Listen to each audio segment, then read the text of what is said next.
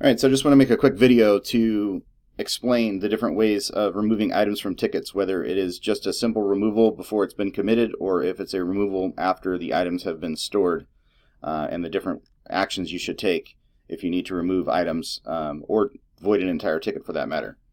So I'm going to go ahead and just start a new ticket, add some miscellaneous items onto this ticket, and at this point in time I can always just click start over down here and that will take everything back off if I made a mistake on this ticket.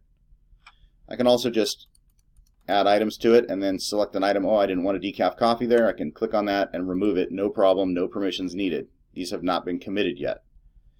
As soon as I hit store, this fires the items on this ticket to the remote printer, and there's a good chance that these items will be made, and that could result in loss to the restaurant. So most of the time restaurants either turn on notifications for when people remove items from tickets to help them know if people are doing anything they shouldn't be doing, as far as firing items to the kitchen, potentially giving them out and then removing them from the tickets later. But I'm going to go ahead and hit store here, open the ticket back up, and now there's a green check mark indicating that all of these items have been sent to their remote printers, and there's a likelihood that they've been prepared. If I do try to remove these items in the same manner as I did before, there will be a set of notifications that comes up. So I'm going to go ahead and remove this item, and it says, attention, are you sure? Management's going to be notified. I can cancel or hit OK. So if I'm authorized and I have permission, that will do that, and it'll also send a message to the owner or whoever's managing, notifying them that an item that potentially could have been made, that potentially could have been given out, has been removed from the ticket. And that's just basically for security. Now, if somebody wants to void this entire ticket for some reason, the improper way to do it is to go through one by one and remove each item from the ticket one by one. And if you have a lot of items, that's not only time consuming, but it makes absolutely no sense.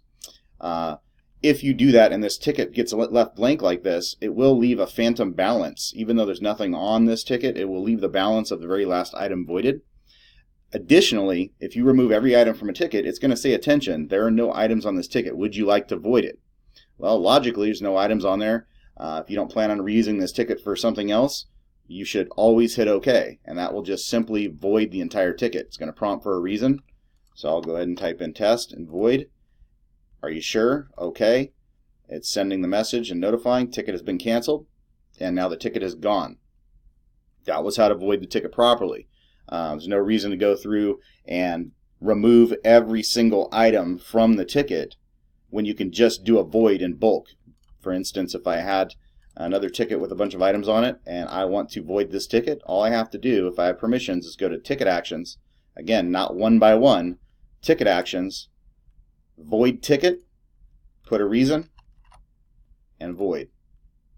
That's it. Then that means that the message that goes to management has all the details of what was on that ticket before it was voided. Versus if you have an empty ticket because you've removed all the items from that ticket, now when the void alert goes out for that empty ticket, it's going to have the last dollar amount of whatever the last item was on that ticket, but it's going to have no details whatsoever about what items were on there or why they were removed. So again, this is just best practices, and hope this video helps out. Thanks.